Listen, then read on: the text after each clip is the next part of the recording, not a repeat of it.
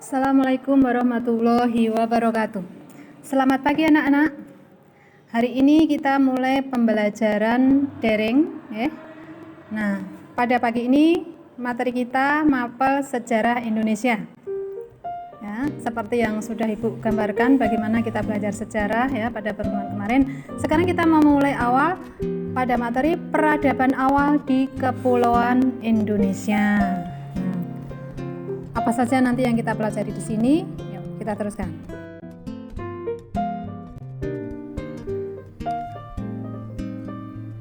Tujuan pada pembelajaran ini ada 3.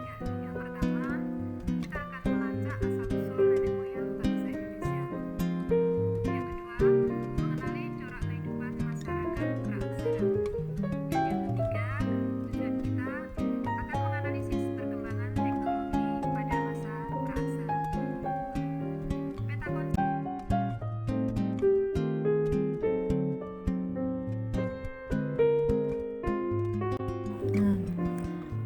Peradaban awal di Kepulauan Indonesia. Apa tujuan dari mempelajari peradaban awal di Indonesia ini? Nah, yang pertama, kita itu nanti akan melacak asal-usul nenek moyang bangsa Indonesia. Nah, setelah itu kita juga akan mengenali corak kehidupan masyarakat praaksara. Dan yang ketiga, kita akan menganalisis perkembangan teknologi pada masa praaksara. Nah, dari tujuan itu kalian sudah memiliki gambaran apa saja yang nanti akan kita pelajari. Gitu ya. Nah, yang akan kita pelajari pada materi ini coba kalian perhatikan ya. Ada asal-usul nenek moyang bangsa Indonesia. Di materi ini sebelum masuk ke corak kehidupan masyarakat, kita mengenali dulu pada masa sebelum mengenal tulisan. Terus terbentuknya Kepulauan Indonesia, jadi mungkin nanti bisa dibalik. Terus tentang mengenal manusia purba. Bagaimana kehidupan mereka? Kita akan belajar tentang corak kehidupan masyarakat praaksara dari kolonial, berburu, meraup, sampai bercocok tanam serta sistem kepercayaan. Terus untuk perkembangan teknologi, ya kita lanjutkan. Peradaban awal di Kepulauan Indonesia. Materi apa saja akan kita pelajari ya? Coba kita perhatikan pada peta konsep yang Bu berikan di situ ya. Kita akan mempelajari 3 hal. Asal-usul nenek moyang bangsa Indonesia. Corak kehidupan dan perkembangan teknologi. Untuk asal-usul nenek moyang bangsa Indonesia, nanti kita akan belajar diawali dengan bagaimana Kepulauan Indonesia itu terbentuk ya. Karena dalam belajar sejarah itu kan ada aspek manusia, ruang dan waktu. Jadi ruangnya, tempatnya dulu. Bagaimana Kepulauan Indonesia terbentuk.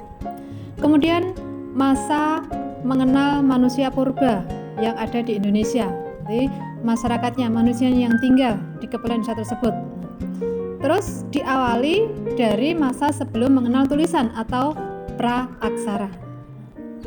Terus pada peta konsep yang berikutnya, kalian lihat di sebelah kanan itu ada, kita mau belajar tentang corak kehidupan masyarakat praaksara. Mengapa disebut praaksara? Apa bedanya dengan prasejarah ya? Kita pelajari selanjutnya. Coba nanti kalian setelah ini bisa menyimpulkan sendiri, mengapa disebut praaksara? Bukan prasejarah ya, karena belum mengenal tulisan. Tapi kalau masalah sejarah itu sudah ada sejak awal. Gitu ya. Pada belajar materi corak kehidupan masyarakat praaksara ini, kita mengenal dari masa berburu meramu ya, dari food gathering sampai dengan food producing, masa bercocok tanam. Bagaimana dengan pola huniannya ya, tempat tinggalnya, bagaimana mereka menghadapi tantangan alam, beradaptasi dengan alam dan bersosialisasi. Terus pada perkembangan lanjut dari corak kehidupan itu, kita juga akan belajar tentang sistem kepercayaan.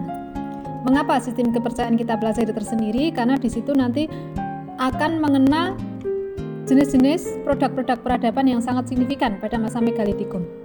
Oke ya. Terus yang berikutnya kita lihat. Praaksara itu kita akan mengenali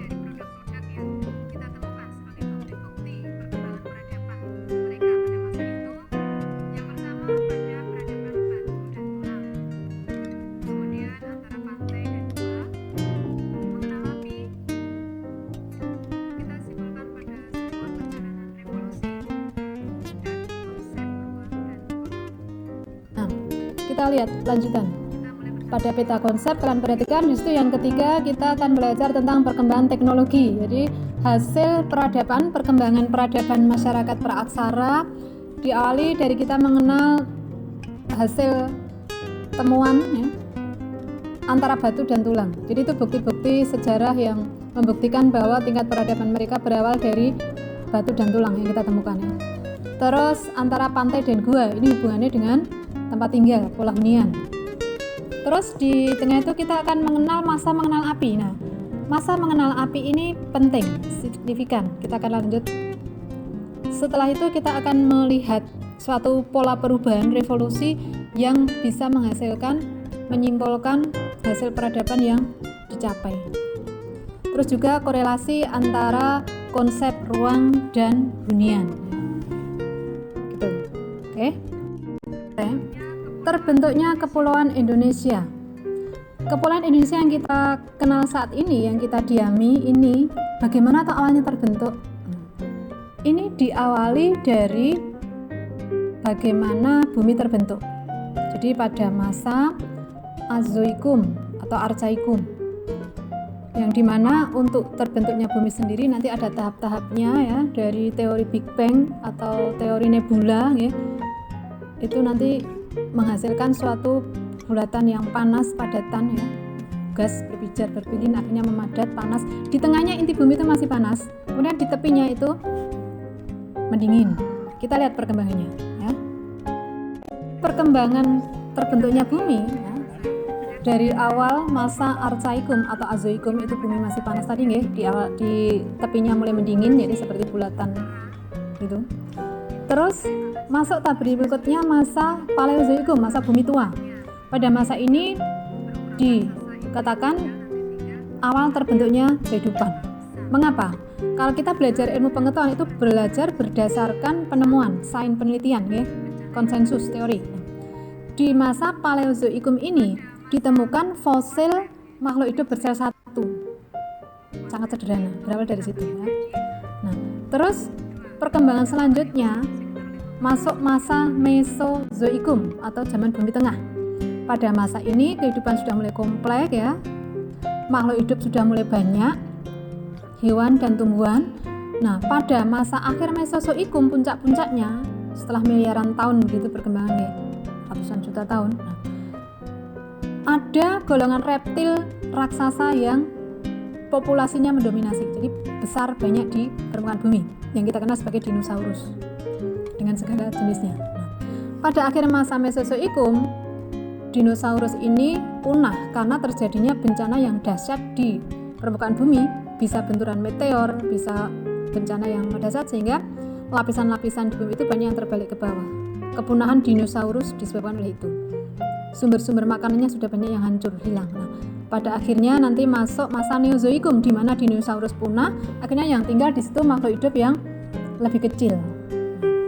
Pada Neozoikum ini kita bagi menjadi dua tahap yaitu tersier dan kuarter. Nah, pada tersier ini nanti makhluk hidup jenis kera itu mulai banyak. Nah, di situ. Kita nanti fokus ke kuarter. Kala Eosin ya, jadi kuarter itu kan nanti ada Pleistosin dan Holosin ya, Eosin atau Pleistosin. Sekitar 55 juta tahun yang lalu, sebagian kepulauan Indonesia, Sumatera, Jawa, dan Kalimantan itu masih berada dan menyatu dengan benua Eurasia di utara, di atasnya yang kita lihat di globe itu.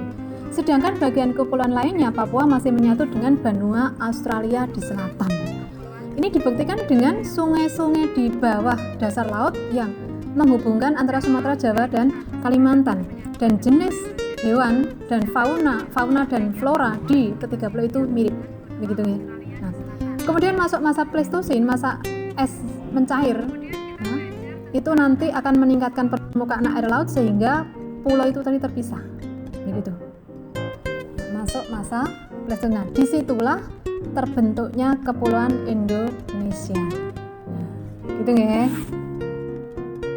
Setelah Kepulauan Indonesia terbentuk, ya, berarti kita sudah mengenal unsur sejarah tempatnya ruang. Sekarang siapa? Jadi manusianya. Kita mengenal asal-usul nenek moyang Indonesia. Nenek moyang manusia yang menempati Indonesia itu dari mana? diawali dari perpindahan bangsa dari Asia, ya, terus tinggal di Indonesia dengan pelayaran. Terus jenis manusianya seperti apa? Coba kita lihat berikutnya. Itu kita lihat ya. Perkembangan penemuan manusia purba di Indonesia. Ya, di situ kita lihat ada evolusi manusia setelah ratusan juta tahun. Ya. Di awal tadi beliau sampaikan pada masa Neozoikum awal, masa tersier itu ya, ditemukan ada banyak kera. Terus ditemukan fosil Meganthropus palejavanicus 2-2,5 juta tahun yang lalu.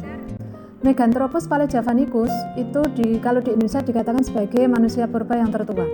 Kemudian pada perkembangan ratusan juta tahun berikutnya ditemukan fosil-fosil ada Pithecanthropus erectus. Kemudian sekian juta tahun berikutnya ada Homo sapiens. Nah, dari perkembangan seperti itu kalian bisa lihat di situ dari yang hampir menyerupai membungkuk, tidak sempurna, ya, dari tinggi, dari postur itu mengalami perubahan menuju ke arah yang lebih sempurna pada manusia Homo sapiens. Homo sapiens sendiri itu memang mendekati dengan mirip manusia modern seperti ini. Tapi nanti bagaimana kita akan lanjuti pelajari selanjutnya. Oke? Kita lihat bagaimana masyarakat purba yang ada di Indonesia itu, bagaimana cara mereka tinggal, bagaimana pola hunian mereka. Pola hunian masyarakat purba di Indonesia. Bagaimana mereka biasanya tinggalnya di bantaran sungai, ya, di dekat-dekat sungai. Kemudian masih berkelompok, ya. Terus cara hidupnya tadi apa? Bisa food gathering, ya. Nah, itu salah satu contohnya itu ada di Songkyaplek. Itu ada situs hunian pada masa akhir Pleistosin. Pleistosin itu masa ketika es sudah mencair, ya, 1,8 juta tahun yang lalu sampai dengan Holosin 20.000 tahun yang lalu hingga sekarang. Nah, di situ kalian bisa lihat, di situ ada gua. Jadi pola-pola huniannya tuh mereka berkelompok terus tinggal di gua-gua dengan bukti-bukti peninggalan yang mereka tinggalkan di situ tuh kita bisa amati, kita bisa pelajari, analisa, oh mereka sudah mampu hidup dengan cara seperti itu. Bagaimana mempertahankan diri menghadapi tantangan alam, bersosialisasi dan menghasilkan suatu peradaban dan teknologi yang semakin berkembang. Perkembangannya bagaimana? Coba kita lihat. Di dalam tempat tinggal mereka tadi, ya, tadi ada di gua-gua, ya. Kita kalau amati, mereka itu tinggalnya di bantaran sungai. Beberapa situs gua-gua bekas tempat tinggal masyarakat praaksara di Indonesia itu kita temukan di bantaran sungai-sungai dari daerah Pangandaran, Gunung Kerapan, Sakarema, ya. Nah, terus kalau di daerah Jawa Tengah, Jawa Timur itu daerah Bangawan Solo, ya, bantaran Brantas sampai ke sana. Nah, dari situ kita bisa menyimpulkan bahwa mengapa mereka tinggalnya di sungai, sehingga sungai itu merupakan suatu komponen yang penting pada masa kehidupan masa itu. Ada beberapa alasan dari sisi pemenuhan kebutuhan sampai transportasi dan sarana mereka pindah, karena mereka awalnya kan memang nomaden, ya. Nah, bagaimana pola hidup mereka? Coba kita pelajari selanjutnya.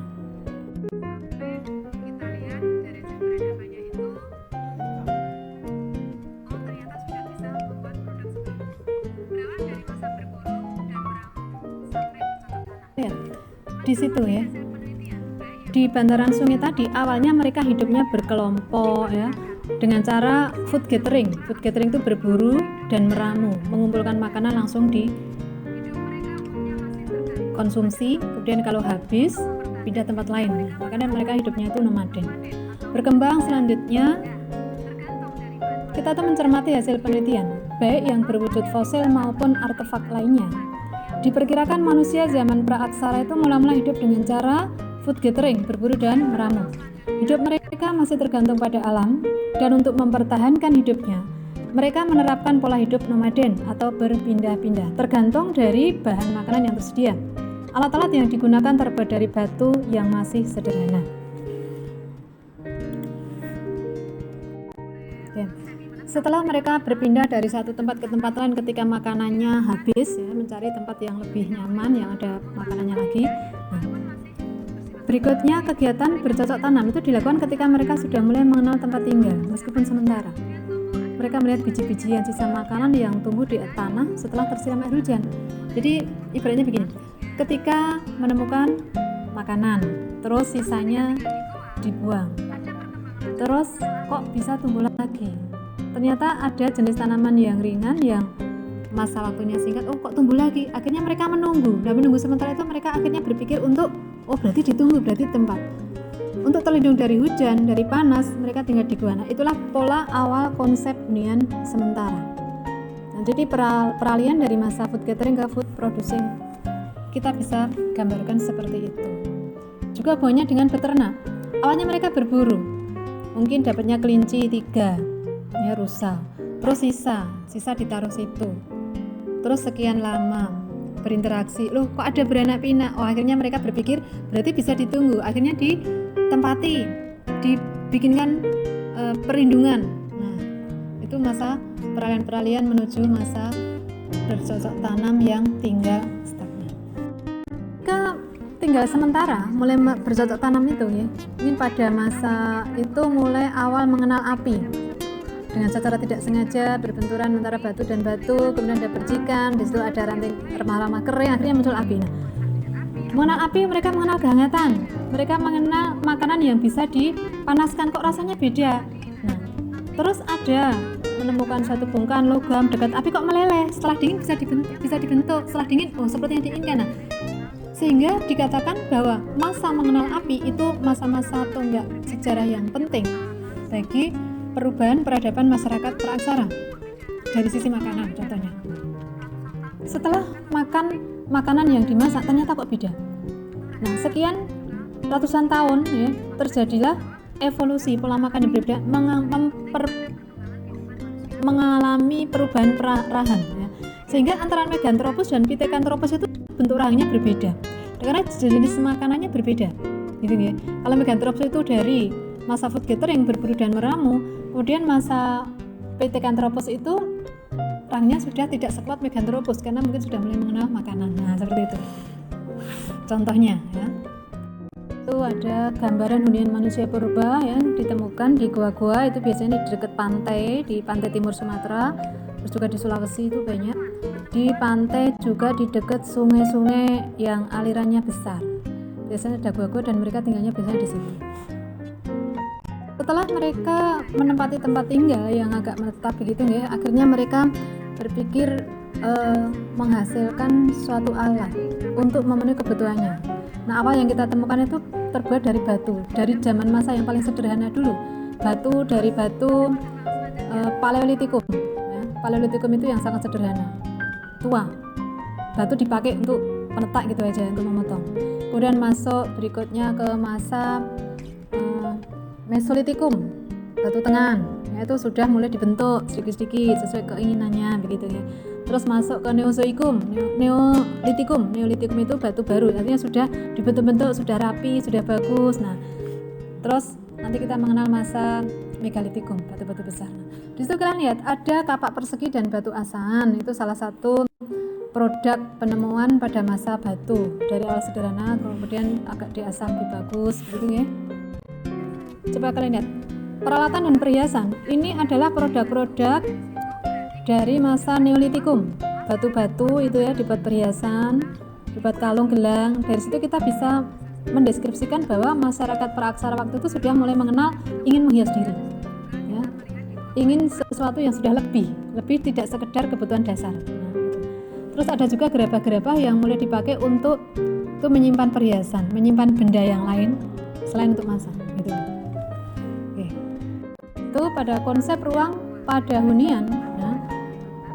Kita temukan di dinding-dinding gua di daerah Kalimantan pedalaman, juga di Sulawesi di bawah itu ada ditemukan lukisan-lukisan pada dinding itu dicap gitu ya. Itu menggambarkan bahwa masyarakat pada masa itu sudah mulai mengenal seni atau mulai mengenal pesan, mulai mengenal identitas. Nah, di situ kita bisa menyimpulkan, menganalisa bahwa perkembangan sudah tingkat lanjut, dia sudah mulai menetap di situ. Biasanya itu ada pesan-pesan yang disampaikan pada kelompok berikutnya yang lewat di situ, tinggal di situ dan sebagainya. Nah, itu kalian juga bisa lihat itu pola-pola lukisan tangan yang ditemukan di gua-gua di Indonesia. Lukisan tangan dari yang sederhana sampai kemudian lebih sempurna lagi, terus ada kode-kode garis. Nah, memang kita tidak bisa memahami maksud mereka, tapi kita bisa menganalisis ya, memperkirakan bahwa di situ ada makna-makna yang berbeda antara kode satu dengan yang lain. Bisa jadi itu adalah bahasa komunikasi mereka, pesan-pesan ya antar kelompok atau antar generasi ke generasi berikutnya. Bisa jadi seperti itu ya. Nah, dan itu real itu memang ditemukan di Indonesia.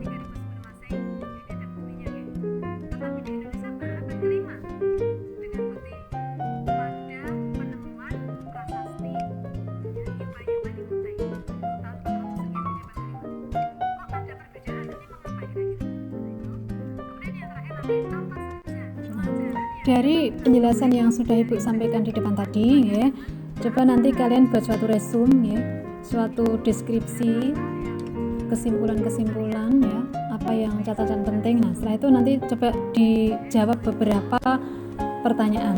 Ini penting nih. Yang pertama, mengapa istilah praaksara itu lebih tepat dibandingkan dengan istilah prasejarah untuk menggambarkan kehidupan manusia sebelum mengenal tulisan? Kira-kira apa? Nanti tulis pendapat kalian ya di kertas. Kemudian yang kedua, secara metodologis bagaimana kita dapat mengetahui kehidupan manusia sebelum mengenal tulisan? Selama ini kita kalau mengetahui dari tulisan, dari membaca, dari informasi. Nah, kalau belum mengenal tulisan dari mana? Nah, tadi beberapa produk peradaban yang Ibu sampaikan, nanti kalian bisa tuliskan situ ya. Terus pertanyaan yang ketiga, kalau di Mesir itu mengakhiri zaman praaksara sekitar tahun 3000 sebelum Masehi. Mungkin masa Fir'aun, masa Nabi itu kalian bisa baca ya. Nah, tetapi kalau di Indonesia baru abad ke-5 Masehi, jadi tahun 400 sekian. Mengapa demikian? Coba kasih pendapat alasannya. Ya. Abad ke-5. Jadi ketika di awal penemuan Yupa pertama di Kerajaan Kutai Kalimantan Timurnya itu jadi tahun 400 sekian. Kemudian pertanyaan terakhir, apa saja atau pelajaran yang dapat kita peroleh dari belajar kehidupan pada zaman praaksara? Nah, dari 4 pertanyaan ini nanti tolong kalian tulis opini pendapat kalian ya di kertas ya, nanti dikirimkan, bisa di foto di upload ke WA atau di Google Classroom ya. Terus kalian bisa sampaikan. Begitu ya, Nak ya.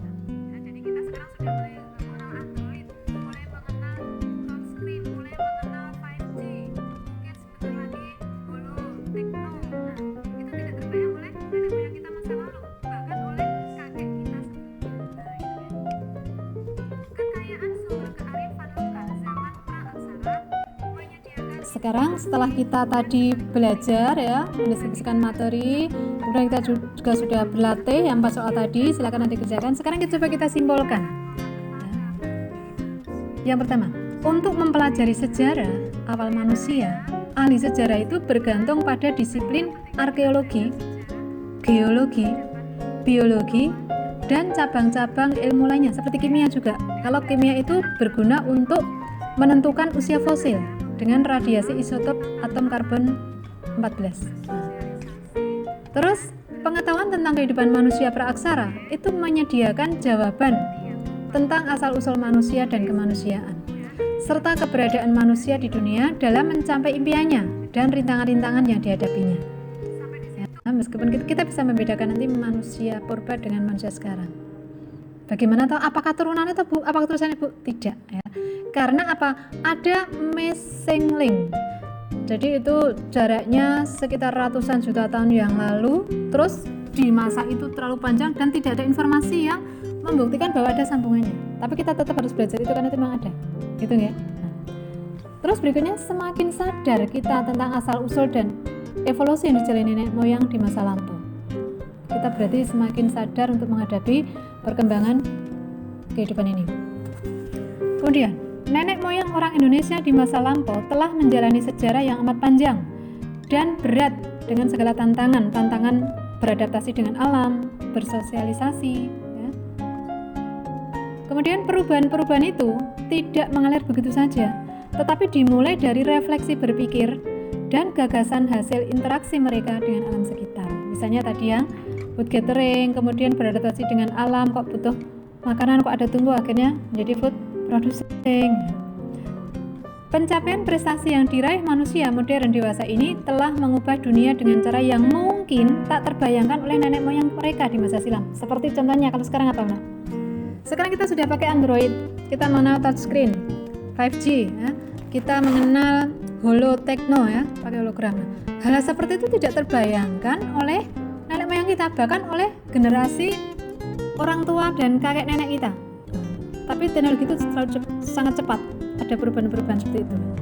Terus yang terakhir, kekayaan alam, kekayaan sumber kearifan lokal zaman praaksara itu menyediakan inspirasi dan sekaligus peringatan bagi generasi kita agar bagaimana hubungan harmoni ya, yang serasi antara manusia dan alam itu tidak perlu menimbulkan malapetaka bagi manusia lain, juga alam. Nah, ini jadi dengan belajar sejarah kita akan dilatih menjadi manusia-manusia yang bijaksana dalam membaca diri, membaca lingkungan, beradaptasi, ya, bersosialisasi, dan menghasilkan teknologi tanpa harus merusak dan merugikan.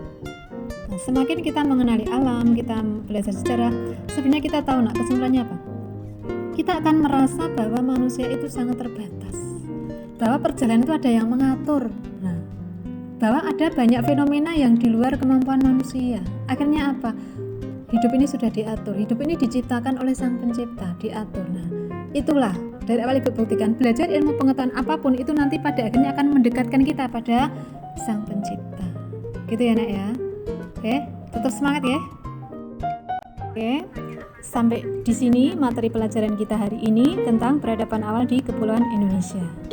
Ada hal penting yang kami catat tadi, ada yang kurang jelas, kalian bisa tanyakan baik secara langsung atau nanti pada pertemuan berikutnya. Kalian juga bisa hubungi sebelumnya, hubungi Ibu misalnya ada pertanyaan ya. Nah, terus tugas jangan lupa dikerjakan ya, dikirimkan segera untuk merekap aktivitas kalian.